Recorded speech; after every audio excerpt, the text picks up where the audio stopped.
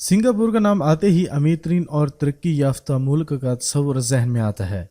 Asia के इस खित्ते ने जितनी तेजी से तरक्की की है उसकी मिसाल नहीं मिलती, लेकिन आजकल यहाँ खौफ का आलम है क्योंकि सिर्फ एक मुकदमे की तफसीलात ने सिंगापुर में हलचल मचा रखी है और हो सकता है कि उन्हीं मुकदमात के पेश नजर कुछ बड़े बड़े बिजनेस टाइकॉन दुम दबाकर भाग भी सकते हैं। एशिया का स्विट्जरलैंड कहलाए जाने वाले सिंगापुर ने 1990 की दहाई में बैंकों और लोगों की दौलत संभालने वाले मैनेजर्स को मुल्क में लाने की कोशिशों का आगाज किया था। उधर चीन और इंडिया में माशी इस्लाहात के नताइज आना शुरू हुए और इंडोनेशिया भी तरक्की करने लगा तो सिंगापुर अपने सरमायादार दोस्त कवानीन, टैक्स छूट और दीगर सहूलियात की बिना पर बैनुल अक़वामी कारोबार की जन्नत बन गया। आज उमरा सिंगापुर के निजी जेट टर्मिनल पर उतर सकते हैं और मतमूल इलाकों में रिहाइश पजीर होने के साथ साथ दुनिया की सबसे पहली हीरो की ट्रेडिंग एक्सचेंज में सट्टेबाजी कर सकते हैं। इसी निजी एयरपोर्ट के करीब ही लीफ नामी इंतहाई महफूज समझे जाने वाला सिक्योरिटी वॉल्ट है, जहां बेशकीमत आर्ट के नमूनों, जेवरात, शराब और दीगर बेशकीमत अशिया को महफूज रखने की खिदमात बिना किसी टैक्स के फराम की जाती हैं। इस $100 मिलियन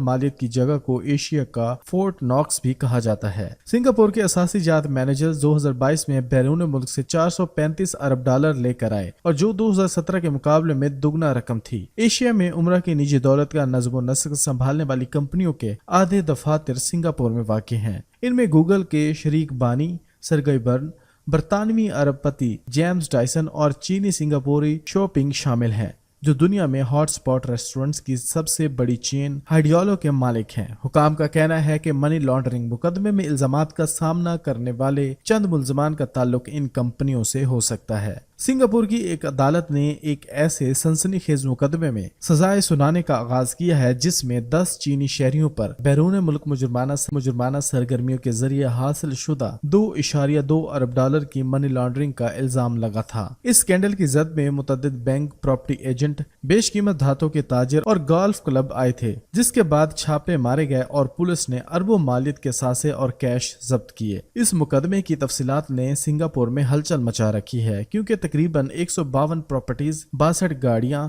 लग्जरी बैग और घड़ियों समेत सैकड़ों जेवरात और हजारों शराब की बोतलें भी जब्त होने वाले सामान का हिस्सा हैं। इसी महीने 2 अफराद को कैद की सजा सुनाई गई। पुलिस के मुताबिक उनमें से एक ने गिरफ्तारी से बचने के लिए एक मकान की दूसरी मंजिल से छलांग लगा दी थी। दोनों अफराद को तकरीबन 1 साल का अरसा जेल में गुजारना होगा, जिसके बाद उन्हें मुल्क बदर कर दिया जाएगा और सिंगापुर दाखिले पर पाबंदी आयद कर दी जाएगी। 8 दीगर मुल्जमान सजा सुनाए जाने का इंतजार कर रहे हैं। सिंगापुर में अपनी नौयत के मुनफरिद और सबसे बड़े मुकदमे ने कई सवालात को जन्म दिया है। दावा किया जा रहा है कि इन मुल्जमान की इशरत की जिंदगी को मुमकिन बनाने वाला पैसा दर हकीकत मुल्क के बाहर गैर कानूनी सरगर्मियों से हासिल हुआ, जिनमें फ्रॉड और ऑनलाइन जुआ शामिल है। लेकिन ये मुल्जमान, जिनमें से चंद के पास कंबोडिया, वेनाटो, कब्रस, डोमिनिका जैसे ममालिक के पासपोर्ट भी हैं, किस तरह बरसों सिंगापुर में किसी की नजर में आए बगैर जिंदगी गुजार रहे थे। इस सवाल ने बैंकारी से जुड़ी पॉलिसियों पर नजरसानी की जरूरत को उजागर किया है, खुसूसन ऐसे अफराद के बारे में जिनके पास ज्यादा ममालिक की शहरियत है। सिंगापुर में बे इंतहा मालदार अफराद को खुश आमदीद कहने की रवायत है, जो इस केस के बाद धुंधली होती नजर आ रही है। सिंगापुर जैसी जगह जहां शफाफ हुकूमत पर फख्र किया जाता है, ये तजाद पाया जाता है कि वो दौलत इकट्ठा करने की भी ख्वाहिशमंद है और इसके लिए राजदारी और टैक्स छूट की सहूलत फराहम करती है। इसलिए ये खतरा मौजूद रहता है कि सिंगापुर ऐसे अफराद के लिए भी बैंकारी की सहूलत दे रहा है जिन्होंने गलत तरीकों से पैसा बनाया।